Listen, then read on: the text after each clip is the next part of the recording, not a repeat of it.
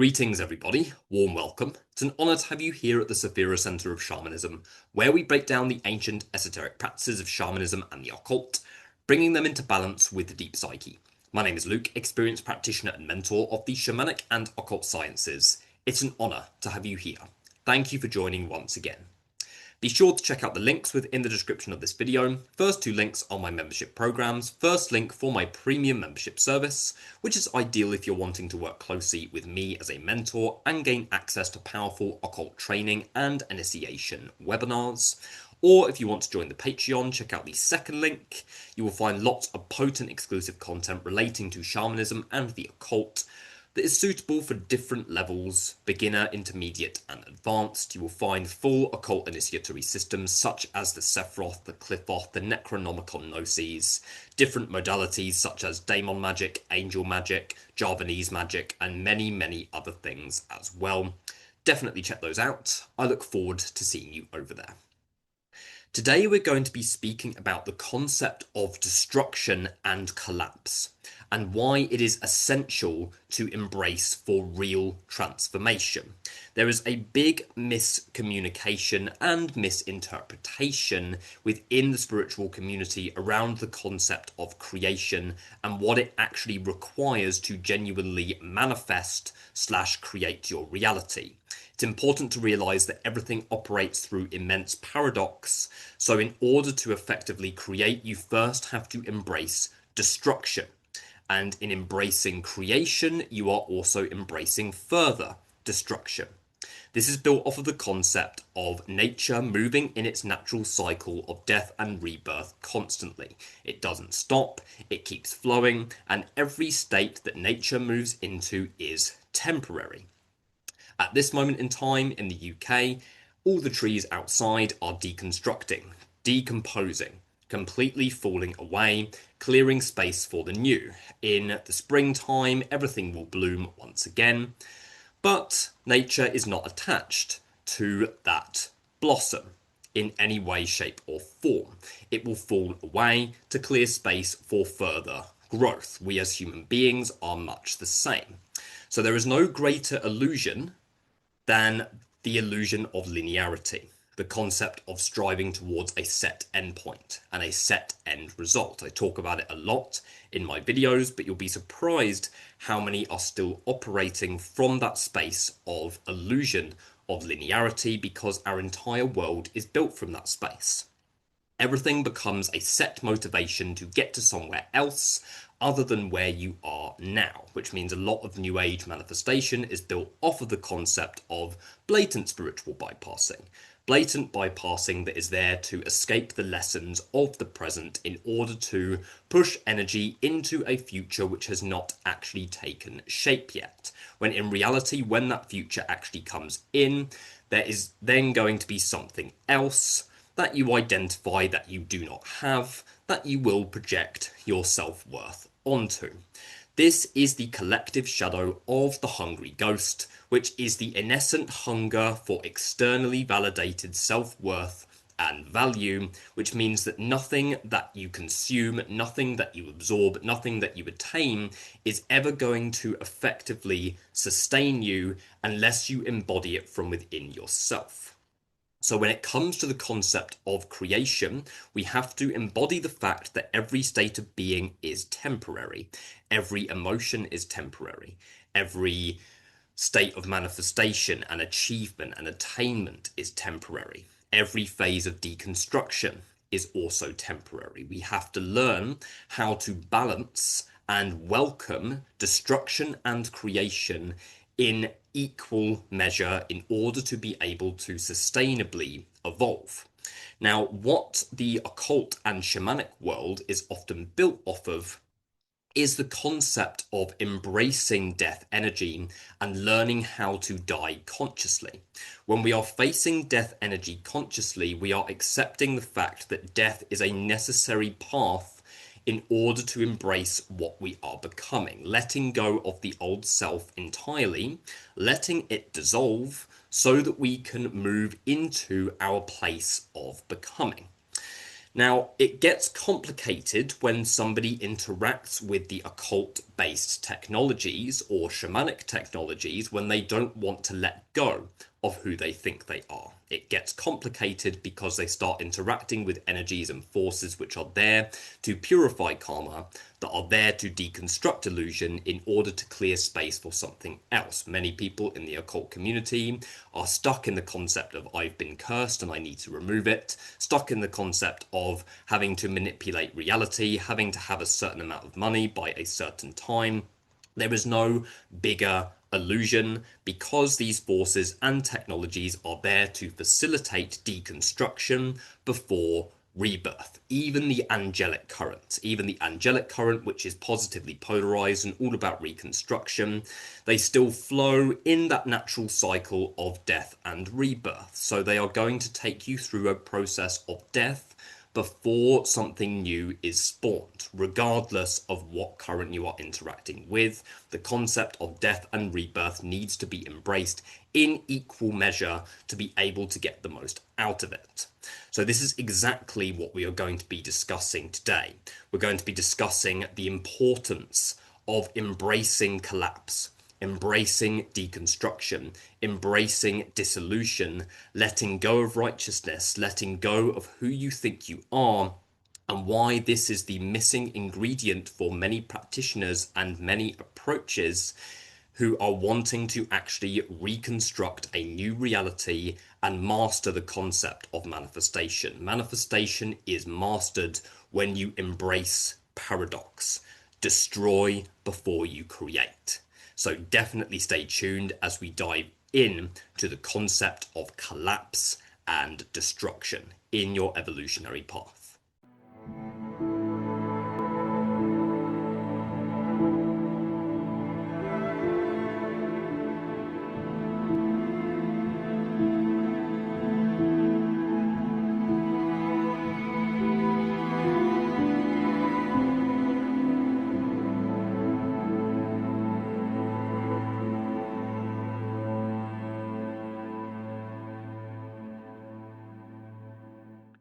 First and foremost, it's important to understand that we are only going to be creating reality from a space in which we feel safe to create reality. This means that here and now, what we are perceiving and what we are able to cultivate is being influenced by things that are within our unconscious mind that are unseen.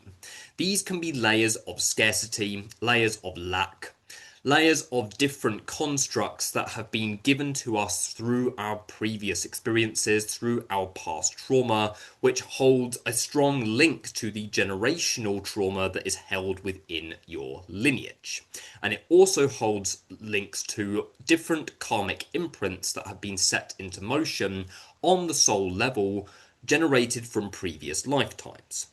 So the identity that we are programmed to carry has many different contributing factors as to what actually cultivates it.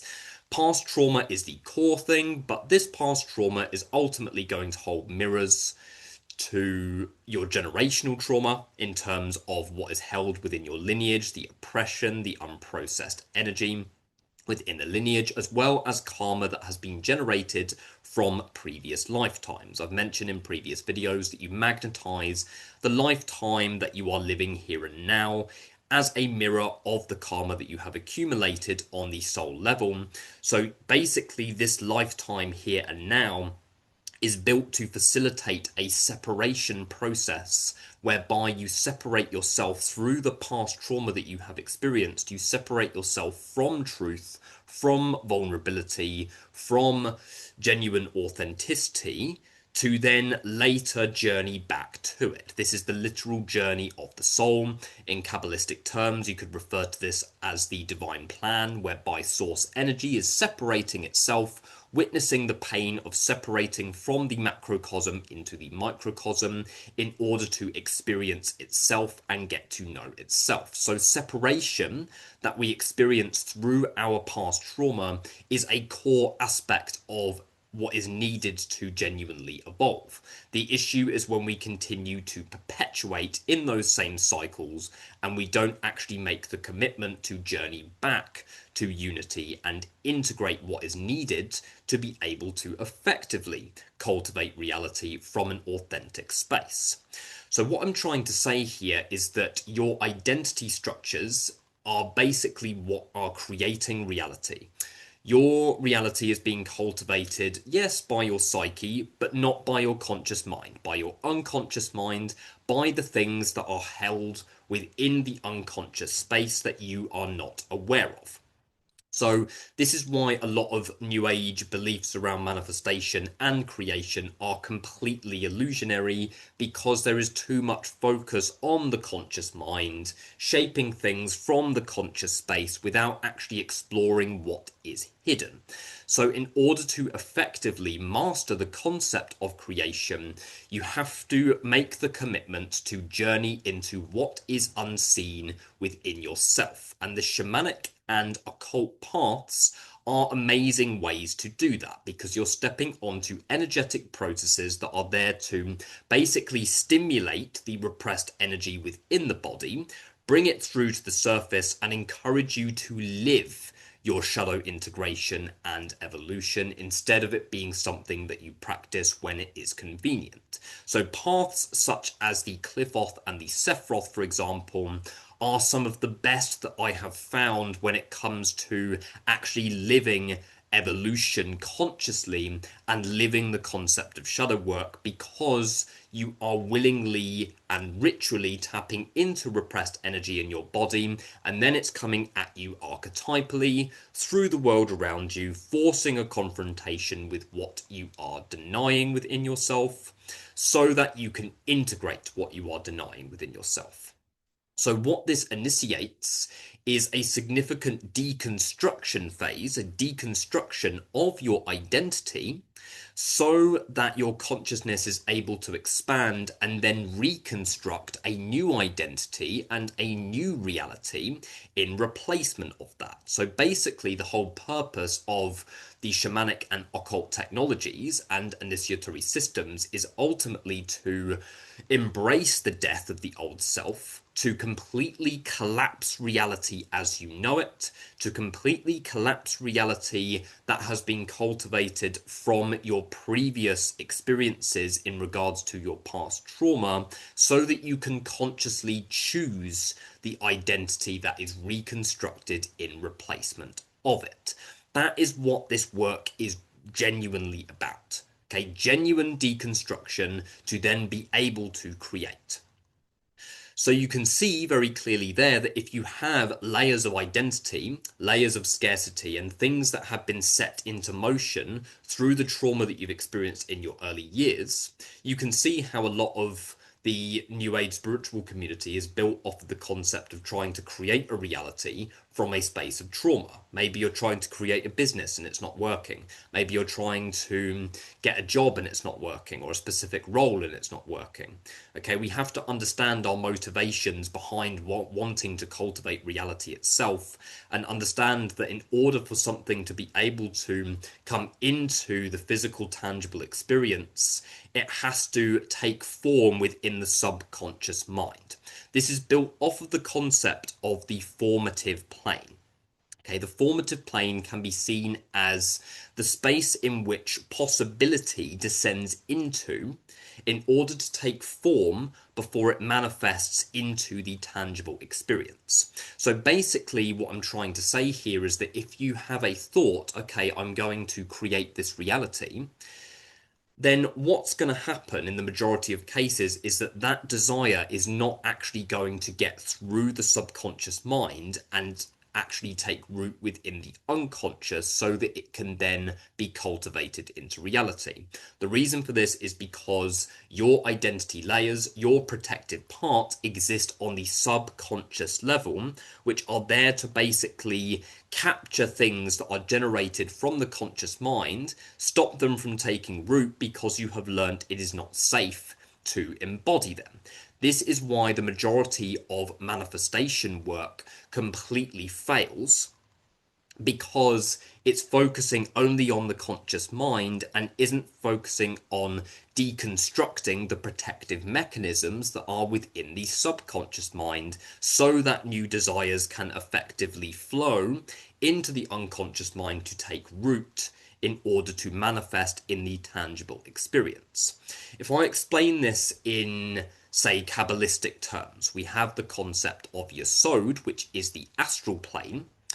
Yesod can be seen as a sort of esoteric diagram of the formative plane. Okay, it's that space that all of the other Sephiroth, all of the other aspects of creation have to descend into before they move into Malkuth, which is the physical plane. So Yesod is the kind of net, okay, that catches that pure potential and basically comprehends it before it then cultivates into reality. So on the psychological level, Yesod, in Kabbalistic terms, is the subconscious mind, where possibility descends into to take form before it manifests into the tangible experience.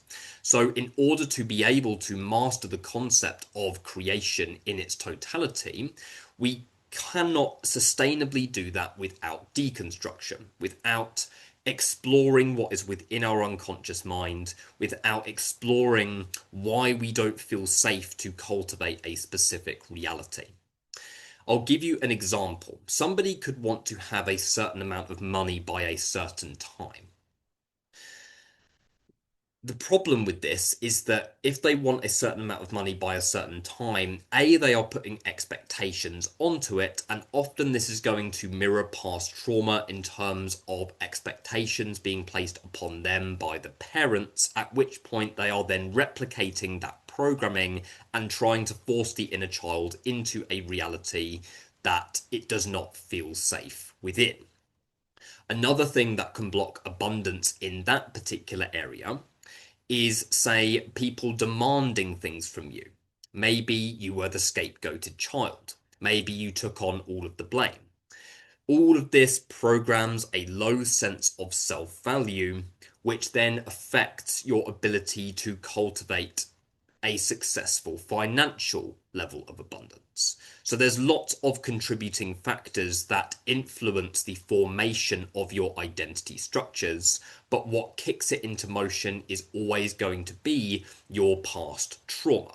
Is always going to be what was projected upon you as a child, because you are not in that space of a fully developed mind yet. Okay, you're not in a space whereby the ego has fully taken form, so you're literally absorbing everything like a sponge, absorbing everything, every belief, everything that is within the world around you is taking root within your unconscious mind, because the ego is not developed yet to be able to protect itself and separate itself from that external trauma. So then it internalizes all of it. Everything then takes root within the unconscious mind, and then we find ourselves cultivating reality from a space of trauma. Maybe we've learnt in our early years that we define our sense of self-value and self-worth by our output. So then we push all of our energy into our work, cultivating a successful working life, cultivating a successful business. But in doing so, that entire reality is then being cultivated from a space of trauma, because the identity that was set into motion is the identity that thinks that its self-worth is defined by external results, by what it achieves in the external world. So the work of occultism, particularly if you go into the darker aspects of the occult, the work of occultism is built off of the concept of basically deconstructing these structures that are stored within the subconscious mind, so that the unprocessed energy that has taken root within the unconscious mind is able to come through freely to the conscious, so that it can be processed, integrated, and ultimately alchemized. In doing so, this initiates a deconstruction process whereby reality itself begins to fall apart. Your reality and your environment around you is a mirror of your internal state, but it's not a mirror. Remember, it's not a mirror of your conscious mind.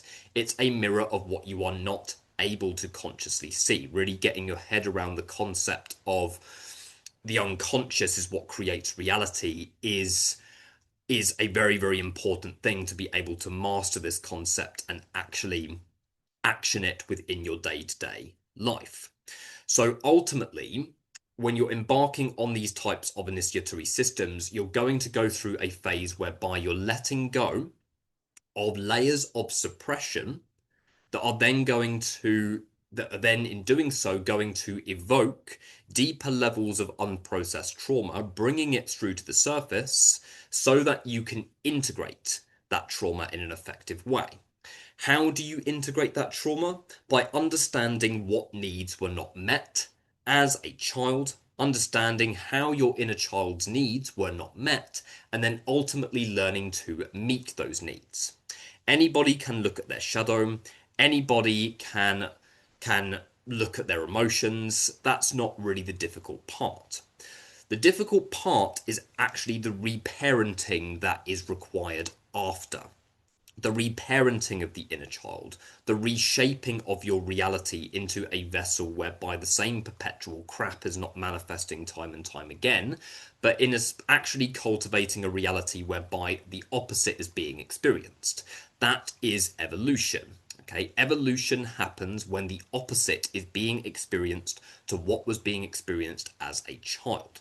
So if you were living a life of oppression as a child, and then you are living a life now whereby you are still oppressed and you're still holding yourself back and you're still holding on to ideals that were projected upon you and using that as a reason not to be in your true, authentic self-expression, then you are re-traumatizing yourself in doing so.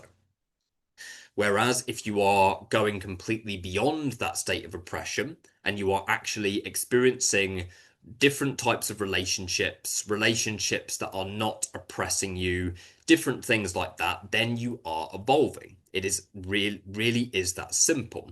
So what comes from the deconstruction of the illusion of who you thought you were comes the unmet needs.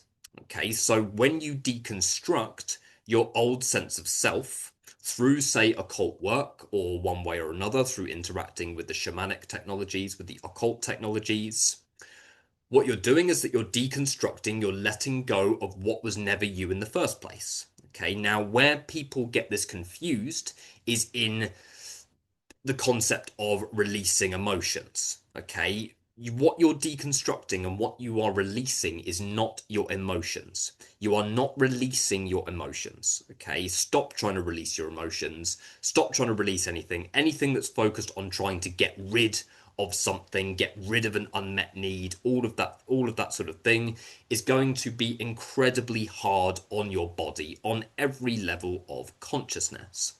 Understand that what these initiatory systems are going to facilitate you in deconstructing is your identity that is encasing the unmet need. Okay, is your identity layers that are encasing the unprocessed trauma, that are encasing the emotions in which the inner child was never allowed to feel. So what happens following that is that all of these unmet needs are going to start to flow through to the surface, and then you need to learn how to ultimately meet those needs. Okay, so let's retrace a little bit just so that you understand the process of this. We're trying to create our reality, trying to focus only on creation is not going to work. So we embark on a process of deconstruction. Maybe we start interacting with different types of occult entities. Maybe we start engaging properly with different types of initiatory systems. What we're doing here is that we are opening up doorways within our subconscious mind that are starting to begin a process of dissolving the different protective mechanisms that are stored within the subconscious mind. So you're beginning to let go of reality as you know it, the reality that's built off of scarcity, the reality that was set into motion through your trauma, the need to strive for an end result that is coming from a trauma response. All of that is what is deconstructing. Okay. What's going to follow that is different emotions, different unmet needs, different traumas which are going to come through to the surface in which you need to feel and embrace. Only by feeling and embracing them do you have any chance of integrating them. Okay, the unmet needs of the inner child are going to flow through to the surface, and you have to commit to a life of collapsing your illusion so that you can understand the repressed need and the repressed emotions that are underneath the surface, so that you can then commit your life to meeting the needs of your inner child. What this is about, embracing the process of creation and destruction, is that we are first deconstructing, completely destroying the illusion of who we thought we were, the layers of protection that were set in motion to keep us separated from the different aspects of our inner child.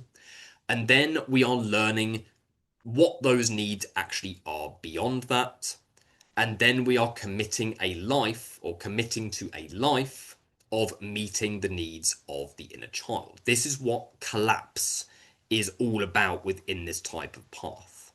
Collapsing the suppression, not collapsing the emotions, not releasing the emotions, not deconstructing the emotions, not trying to force the inner child into being something that it doesn't want to be, because then you're just re-traumatizing yourself.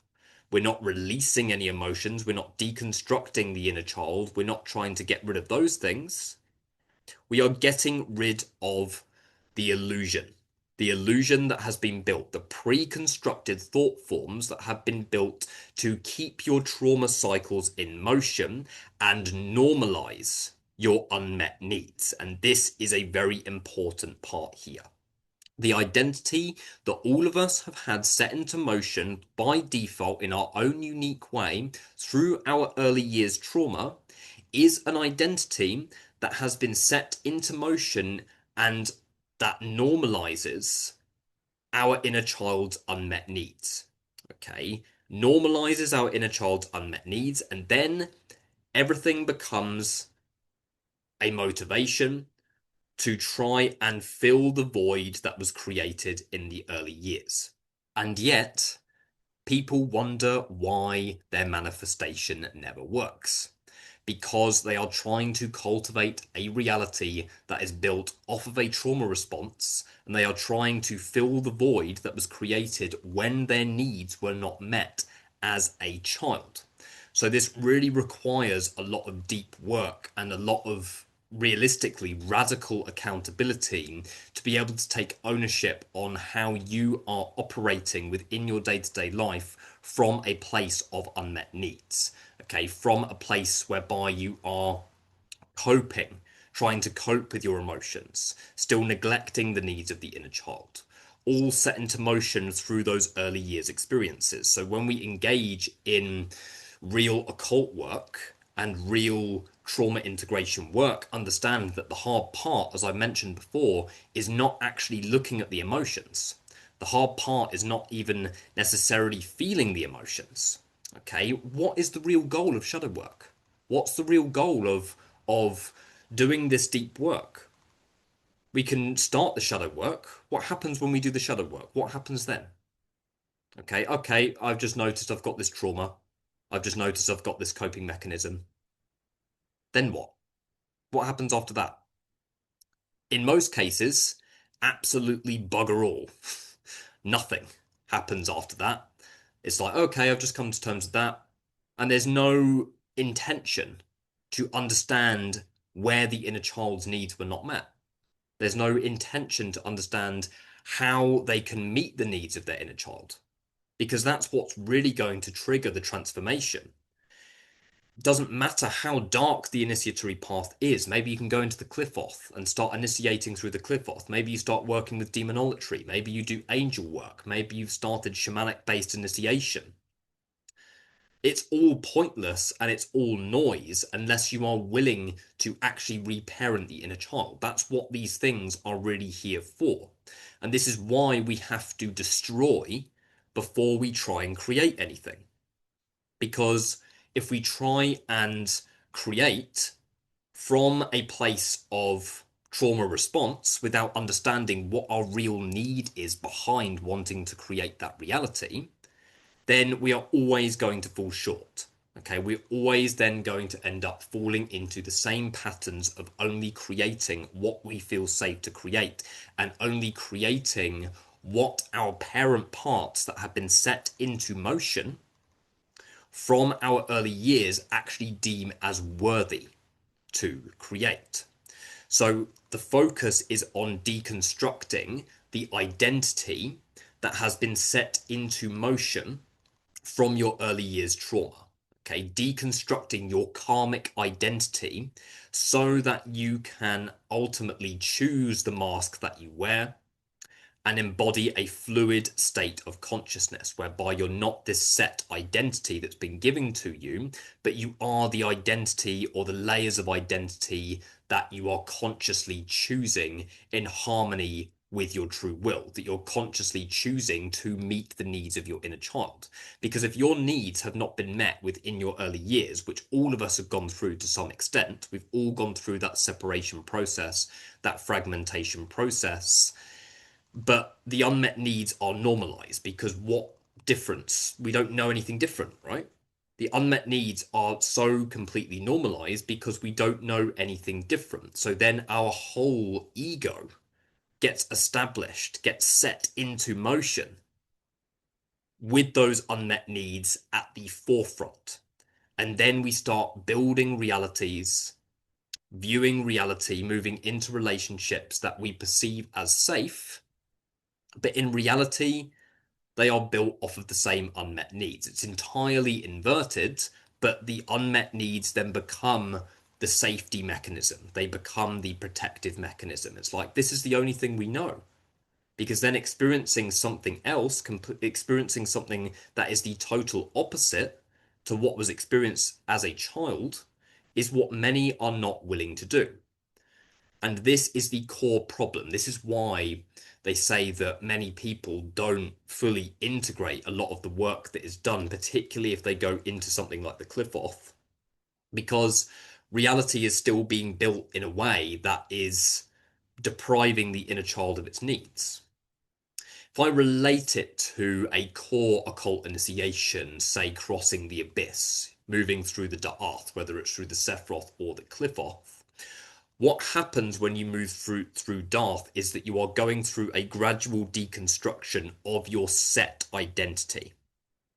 Basically, what the purpose of Darth is to basically kill off the automatic identity that's been given to you, the identity of suppression, basically the karmic identity that's been set into motion. As I've mentioned, we've come into this reality as a mirror of our karma from previous lifetimes. We go through the trauma that is required for us to initiate that separation process. Our identity is then built off of that karma, off of what is set into motion through that early years trauma, and that is what we carry. What Darth does, and I haven't heard anybody else explain it in this way, but what Darth does is deconstruct that karmic identity, sends it through the processing machine so that it can then be reconstructed in a way in which the person is actually choosing in harmony with the person's higher self, in harmony with the person's soul, and in harmony with the needs of the inner child. So what's dying within Darth is the aspect of your identity that has been built to normalize the unmet needs of the inner child so that you can then get to know what those real needs actually are. And then reality becomes evolutionary and you start going through so much change within an extremely short space of time for the very simple reason that you are meeting the needs of the inner child. And anything that you do, anything that you try and create that is in harmony with what the inner child needs, what the inner child wants, it's going to massively increase the success rate of what you're able to create.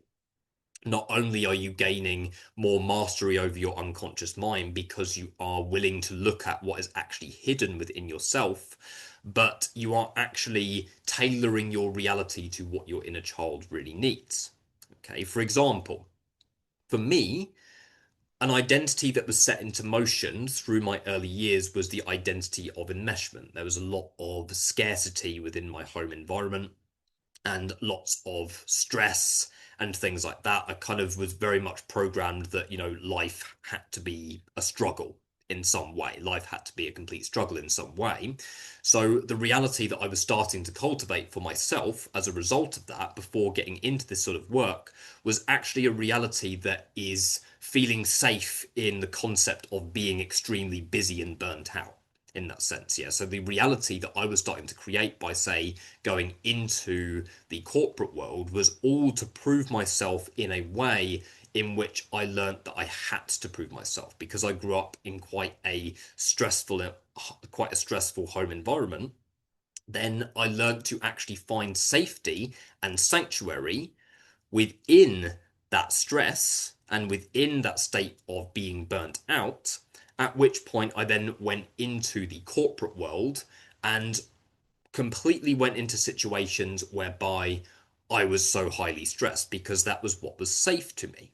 It was only after going through these types of initiatory systems that I actually learnt that, okay, a core need of my inner child was actually to have time and freedom to be able to actually get up when I want to get up in the morning, to do something because I actually want to do it. Okay, that is the core need of my inner child in that respect. That is just one need. By the way, we have different needs in relationships, all of these different types of things. But the point that I'm trying to make there is that my identity layer was built to normalize that unmet need, to normalize a reality whereby you don't have time, whereby you don't have time to yourself, whereby life is a struggle. It was validating the trauma response that was set into motion through my early years. And now I've cultivated a reality whereby I have a lot of time. I make good money, and I also have a lot of time to be able to contemplate. I can get up when I want to get up. I can do what I want to do when I want to do it. And that is then experiencing the opposite to what was experienced as a child, for example. Okay. And then comes the relationship needs.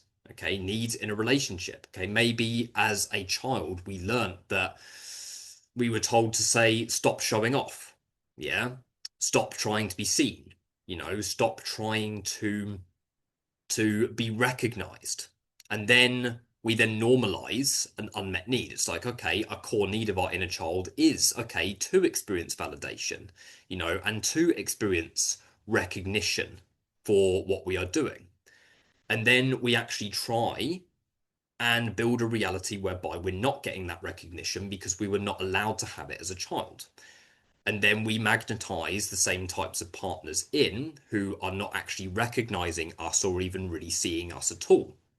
Whereas then the experiencing the opposite would be then being in a relationship dynamic whereby you are seen, whereby you are heard, whereby you are recognized for your achievements and recognized for what you're doing on a regular basis.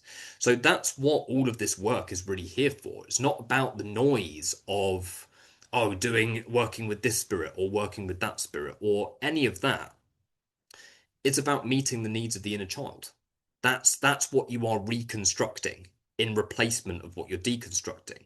You are deconstructing the identity that has been built from your karma, the identity that has been built from trauma.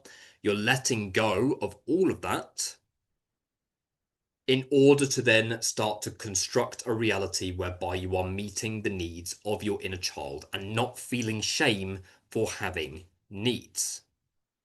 Absolutely essential to understand because this is why people often cannot ground this type of work, particularly when it gets into the darker aspects of the occult. It's the real reason why the majority of people are not able to fully integrate it because they don't understand that this is inner child work. This is a process of deconstructing illusion and then reconstructing identity into a vessel whereby it supports the needs of the inner child. And then everything you create will succeed. Absolutely essential topic to understand. This is literally the root of all of this self-development. This is what is genuinely behind all occult work. Forget the noise of, oh, this demon. Forget the noise of baneful magic. Forget the noise of archons. Forget the noise of the demiurge. Forget the noise of all of that. Even the noise of shadow work. Forget all of that. Are you willing to meet the needs of your inner child? Are you willing to actually take the steps to experience the opposite to what was experienced as a child? If it's a no, then don't bother going into this type of work. It's really that simple. So we need to witness the collapse of our identity that was built off of scarcity, built off of the trauma imprints from our past, so that we can learn to reconstruct reality in an effective way that is in harmony with what our inner child needs. And this is always going to come in waves. As I've mentioned before, we have to embrace creation and destruction as equal states of being, in equal measure, to be able to sustainably do this, because there are layers. Okay, again, as I mentioned, no linear result. It's not like, oh yeah, my core identity layer is deconstructed now. Yes, when you go through something like Darth in the Qliphoth or the Sephiroth, yes, a big chunk of it is completely gone and reconstructed, yes. But then there are also going to be other layers behind that that you're not aware of. So you're going to go in that constant cycle. You're not going to be in that space where it's like, okay, I'm going to do this and then I'm going to get there and then I'm done, or I'm going to do that and then I'm going to get there and then I'm done. You're not going to be doing any of that. This is the thing. You're actually going to be moving back into the cycle of nature, constantly in that process of balancing creation and destruction. But understand the concept that you cannot create anything new without the illusion being deconstructed. Because if you don't deconstruct the illusion, then you are going to re-traumatize yourself by creating a reality that continues to normalize unmet needs. Absolutely essential topic to understand for anybody who is wanting to get into this type of deep shadow integration work. But I think that's everything that I needed to discuss on this topic. Definitely hit like and subscribe if this video was helpful to you. Be sure to check out my membership programs within the first two links of the description of this video, and I will see you in the next video. Thank you.